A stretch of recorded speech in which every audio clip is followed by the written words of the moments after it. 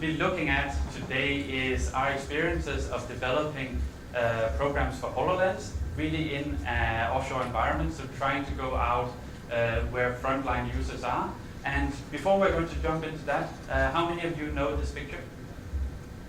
It's one of my favorite stories, especially when we're talking about data and developing digital tools. It's from the Second World War, and it's a project where the British were trying to reduce the number of fatalities of planes flying into bomb Nazi Germany. And what we're looking at here is a diagram of all the bullet holes that were in the planes that came back. So their initial idea was we need to up-armor the center of it, we need the extremities of the wings, and we'll reduce the number of fatalities. But thank God they had a guy called Abraham Walt on the team who realized that this wasn't a picture of where planes were getting hit. This was a picture of where planes were getting hit and still made it back. So it's important to remember whenever you're looking at data, and this is something that happens more and more, to realize, take a step back and say, are we actually looking at all the data that is available? Are we just looking at what we had access to? So where we began with this project, it started in the beginning of 2018, really following what Gartner suggests, and this is the result of a survey where they were out asking people where they thought the biggest impact of AI was going to be. And 46% said it's going to be in remote support. So that's really where we started trying to look at this. So what we always do when we start a project is we go to where work is being done. And that means going out there. Now, it's also a chance for me and the team to go out offshore, which is one of the things I love working with these technologies, is you get to go places you don't normally have access to. And when you go offshore and talk to frontline workers, you really find out there's two types of work that they're doing. There's repairing stuff when it breaks down, and then there's doing checklists or inspections. Now, we also found out that when you're working offshore on a ship, you usually work 12-hour shifts. Now, whenever you're working with new technology, and especially stuff that has to be mounted to be worn in some way, then suddenly working 12 hours is something you need to be aware of. For example, if you try the HoloLens on without any assistance, it has this band inside that's pressuring around your head, and that works perfectly fine if you're just developing in an office, but if you need to wear that for more than 30 minutes, then you get a raging headache in no time. So there's really some of the things that you need to figure out. You need to be out on site and understand the use case before you can start developing for. Now, some of the other challenges of this technology when you get out on shore is that of connectivity. Now, most of you have probably tried having a Skype call in an office setting.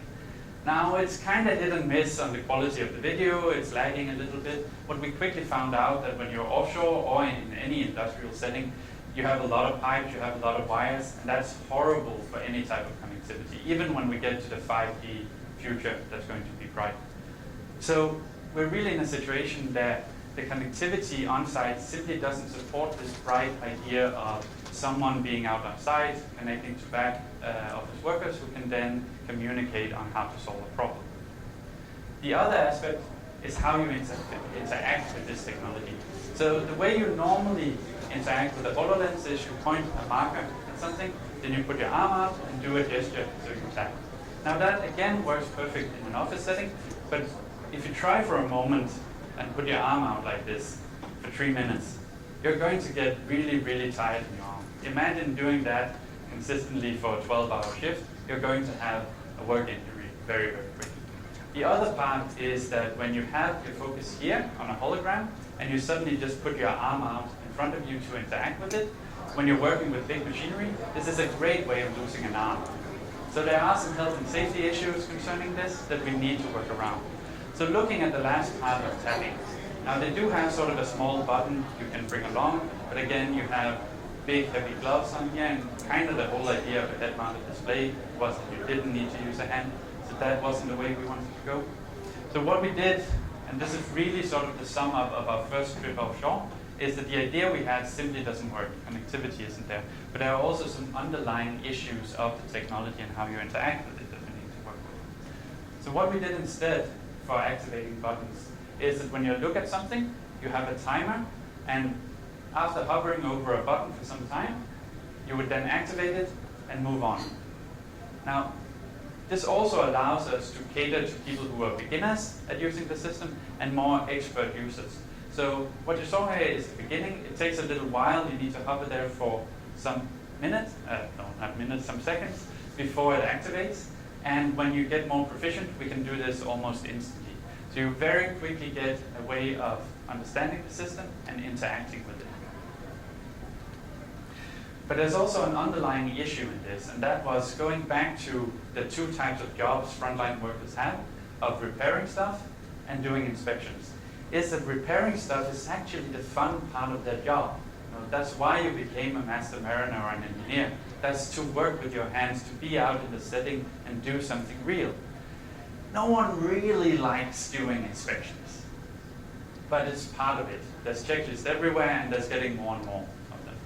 So instead of trying to solve the issue that might be the most apparent one, but the one people like, how about we go out and try and solve the issues that people don't like to work with? It seems like a more fun project from a human perspective. So working with inspections or checklists, the first part is understanding the flow. How does inspections, how are inspections done? And it's essentially separated into 3 stages. The first one is finding what you need to inspect. Now this is often overlooked when looking at how long it takes to do an inspection, but we find that this can be quite significant, especially if you're out on a ship or in a large installation. Actually finding where the last guy left off can take some time. The inspection itself doesn't take that long. It's fairly straightforward in most cases. And then the documentation part of this, again, takes quite a while to get through. Often we see is when it's paper-based, you would write down time, your name, any problems there might be. You would then hand that into your security officer, who would then type this into some kind of system. Even worse, if it's Excel, then someone else has to type it into the system. So there's a lot of handover in this procedure as it is today, meaning a lot of potential for actually working with digitizing this. There's also another aspect of working with these devices. So a HoloLens, as you move around, scans the environment and create this 3D model of it. But it's still very early stages in relation to actually doing this scan correctly. So what often happens is that you have drift. Same thing if you're using dead reckoning on a GPS system, that as you move along, the inaccuracy becomes higher and higher. So what we did instead was we have these anchor points where we're then distributing the points based on where these are. So as you go around the environment, you scan these QR codes, and as the technology will get better and better, hopefully, you'll have to have fewer of these QR codes in the environment. So where does this end up? So the flow is, we're out on site, we need to do a safety inspection. That's essentially making sure that everything that can drop down isn't about to. So we look around the environment. We can see that there are some digital highlights at speaker systems, at lamps, etc. We go over to one and we want to check it out. So here, when we did the setup and we aligned this, we have made sure that this corresponds back to a specific asset, the asset management system. You can see a picture of what it's supposed to look like, a short guide to it. Again, try and focus on the super simple inspections, the one people don't like to work with. You do the inspection, and you just click it off when everything's okay. We also take a picture, because what is often happening in these settings is that we're looking at some way of automating the system, and taking a picture knowing when it was taken and the specific asset is the way you train machine learning, essentially. Let's say there's an issue. Then you can do a speech-to-text note. Now, working offshore, there's a lot of people from Scotland. And Scottish accent and voice recognition is not the best friend. So we're also saving the sound bit itself. You can take a picture. So the poor people in procurement have a chance of actually figuring out what is wrong out here instead of just a text note. You can save that and either say that this is something we have corrected. We just need to do statistics on it. Or you can say that we need to have someone else who's an expert in this come out and then take over the procedure. So we're really trying to understand, talking with, observing, and engaging with frontline users. What are their challenges? What is it that they don't like to do? And what is it that takes a long time for them to do? And try and make that more efficient. The interesting part here is that we now also have a lot more documentation of what people are actually doing. So we're starting to suddenly open up a couple of new venues that would otherwise not have been looked into, like machine learning in this case. Often these large projects would require a large front-loading, tagging this data. And to do predictive maintenance, you really need to have a large volume of faults. Here, you have a system that continuously tags this information by the people who knows most about it, so it's not something you're trying to outsource to the lowest cost country. What you see at the end here is a minimap, because these areas can be quite large, and just finding that last point that you need to check off can be a bit of a hassle. So we also went back to what we know from games, as minimap can be a great tool to help you then guide you to the last part you need to check out to do the inspection correctly. Now, I know questions, especially in a setting like this, is not something that happens a lot, but if you have any questions, comments, by all means, let us know. We still have a fairly good amount of time on it. So by all means, any questions, let us know. The more we can make this into a discussion, the better.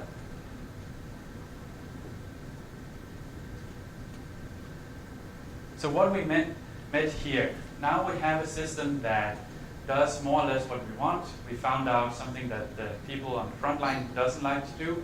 We have made a system that does solve that in a better way than today. The last issue we meet is something called explosion proof. And that doesn't mean that it can survive an explosion. It means that it's not supposed to start one with static electricity. That makes perfect sense. You are working in a place where there can be gas. But the issue is creating something that's digital and explosion-proof is extremely expensive. And today it also means you need to package it. You need to insulate it quite a bit. So it's actually one of these cases where the hardware simply isn't ready for the situation that we were looking for. Now, we're in the situation right now that we're trying to see how can we then solve this, either waiting for the next version that are then explosion-proof, engaging with Microsoft and trying to solve that, or we can start looking at maybe having a gas sensor. So there's two parts to creating an explosion, something that can explode and an ignition source. So testing out, making sure that there's no gases in the area could also be a way of doing it. But essentially this is something we haven't solved just yet in regards to this. But this is also something, unless you go out of the office, this can be quite hard to find a solution for. It could be very easy just looking at it and saying, well, it's an explosion-proof zone. The system isn't, so we can't do it. But try and see, is there any alternative solutions to it? Is there any way of getting around that issue? So, looking a bit into the future. I think right now we're in a situation where these head-mounted displays, AR, mixed reality headsets, they're really in the early stages of this. And traditionally when you're looking at technology, I think the stage we're at now, 20, 30 years ago, it wouldn't have left university. We would never have heard about technology at this stage. But because we're having a much more connected world, we're starting to hear about this very, very early in the development process. So I think there's a HoloLens 2 coming out. They also mentioned at the keynote that this isn't the setup where they see this as being widely adopted in the industry.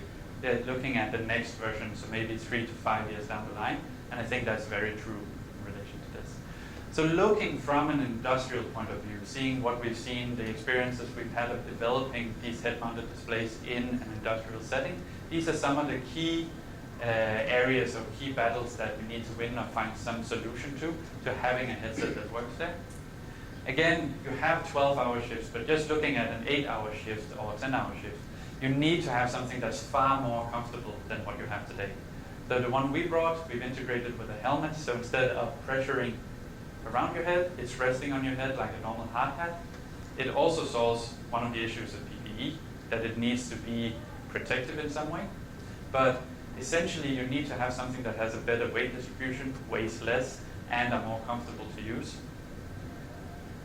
It needs to, in some way, to have an always-on function. These people are measured head and tail on everything they do. Everything is KPI, how long does it take, and there's a lot of assignments to do. So if you're going to have some kind of digital tool, it can be something that you need to find in a suitcase, turn on, wait for it to boot up, put on. load something in. It needs to be something that is always there, you wear it all the time, and it just pops up seamlessly as you're going through your day. I think that is something, like we saw it with wearables and the Apple Watch, they were lagging behind on it. I think these functions of understanding how these technologies fit into our everyday life is very, very, very important going forward. Then it needs to be ruggedized. Again, in this situation, you have impact-resistant gloves you need to wear. Now, there's a reason why you need impact-resistant gloves. So, of course, the headset and the digital tool also need to be impact-resistant. And then hearing and eye protection. So something we found out here is that you can't just put in normal in-ear hearing protection. Sometimes because there's a lot of micro shockwaves or things you can't hear, ultrasound, you need to have over-ear protection as well. So there's a lot of these very specific use cases that needs to be thought through in how the design should be. The picture here is from the launch of the HoloLens 2, and I honestly think it's one of the most interesting aspects of that launch that got way too little attention from the media. And that's Microsoft working together with Trimble, in this case, of creating dedicated third-party hardware integrations. Because what usually happens in this space is that you have a digital solution provider who tries to hunker down and close off what they're doing as much as possible, both from a legal standpoint, but also making it difficult to re-engineer.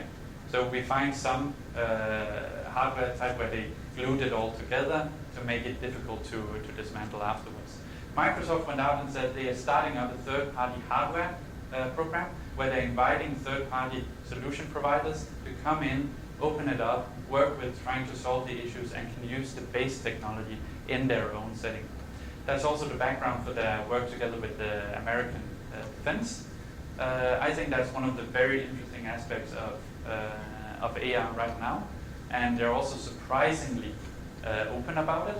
Now, if they're very open about the development, that usually means that the military doesn't see this as a key technology, so I'm a little bit aware that means that it's not working or it's not delivering on the results, but I think that's a very interesting aspect of following along if you're interested in where this technology is going from here.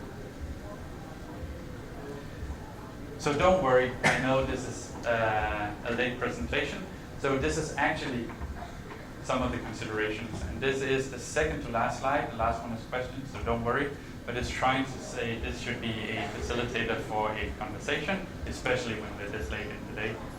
So bring the whole team on site, and that means developers, project managers, UI UX designers, project managers. Everyone needs to go out on site with cameras because the developer sees something differently than the project manager.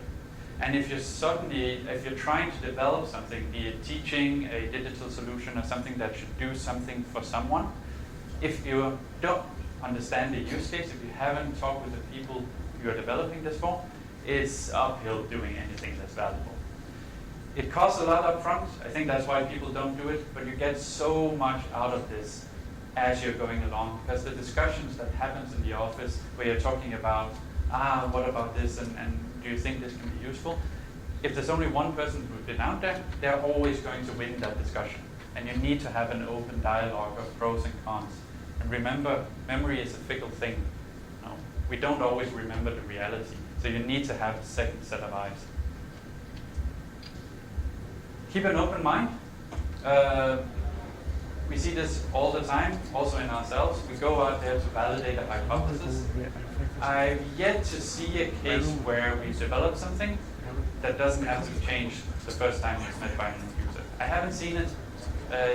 You usually misunderstand something. So when you go out there, don't go out to validate what you've already done. Make sure that you go out there to actually understand how this is being useful. And trust me, if you're doing anything digital, honestly, I think if you're doing anything that needs to be used by users, try and leave it out there for 14 days, come back and see if it's still being used or it's run out of power. In most cases, you'll probably find that it's run out of power and no one remembers what it was. And what you need to do is keep doing that. Leave stuff out there, see if it's still being used, and keep iterating. Because if it's not used after 14 days, it's certainly not going to be used after 3 months or a year. That means you haven't figured out how to create value for the users yet. And the last one, short prototypes and show off them. So again, your customer or your project manager or the people in charge of you, they're never going to accept you going out testing with the users, doing these prototypes and doing iterative development unless it's cheap to do that iteration. So you're never going to get a client to say, okay, that we're going to do 3 months development cycles and we need to do 5 or 6 of them. It needs to be short, preferably no more than 2 weeks for a whole team. Because otherwise you're not going to get people paying for it on board with actually doing it. So with that, I'm hoping I can get a question.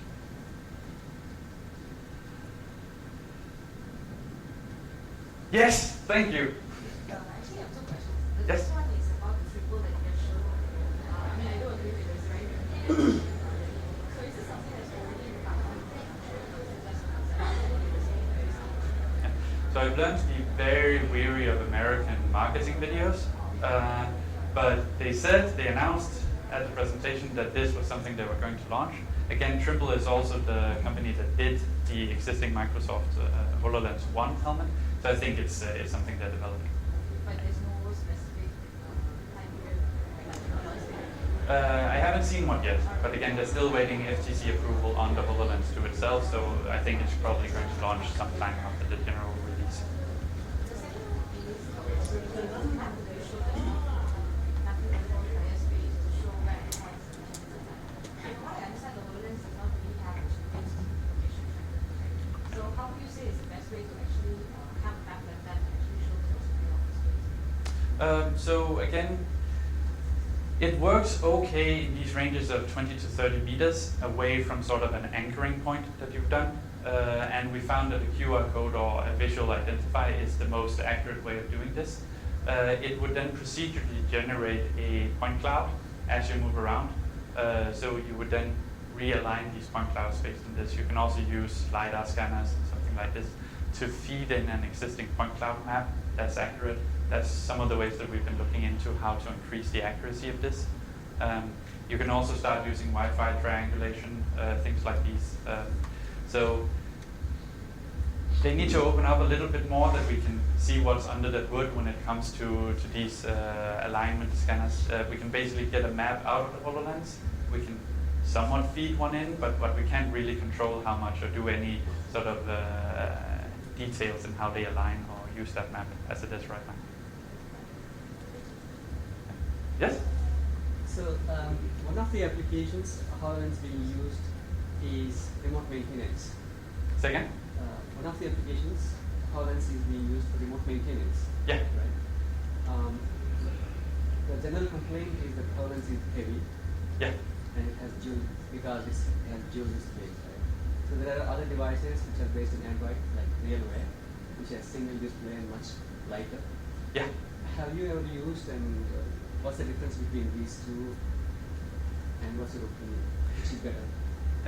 I think when we're looking at the challenge of remote support in any situation, I think in an industrial context, the connectivity is the big issue. So the hardware is the easy complaint of this, but if you're trying to solve this, in most cases, even when you have 5G, when that rolls around again, it's very expensive to build out a 5G network on site. And most likely the industrial areas around the world are not going to be the first place you roll this out. Even then you have usually a lot of concrete, a lot of metal, a lot of fluids moving around, and all of these things are wreaking havoc on connectivity. So I think that's more the underlying problem. On top of that, people on site don't really want someone's help in that. It's mainly management want to push that from what we see. But I think, there was the Google Glass. So how many of you know about the Google Glass? We're starting to get some feedback. That's good. Yeah. So the Google Glass, I think, was a failure of marketing. I think there was some super interesting aspects and use case of this in the industrial context. That's also why they rebranded this out. They really went under the radar, so they burned their hands launching it last time. But there still is an enterprise version of it. I think it's being used in a lot of interesting use cases. But again, it's more these cases where having a screen is nice, but it's also really nice to use both of your hands. So I would say that whole wearable, RealWear, Google Glass, that part, is going to branch off as a third solution area, where also smartwatches start coming into play. I don't think we've seen a maturing enough of this market that we're really starting to see the use cases yet, but I think they will be sort of a third area with very specific use cases where this becomes relevant. Yeah. Are we warming up or are we cooling down with regards to the questions? I think with that, I'd like to say thank you.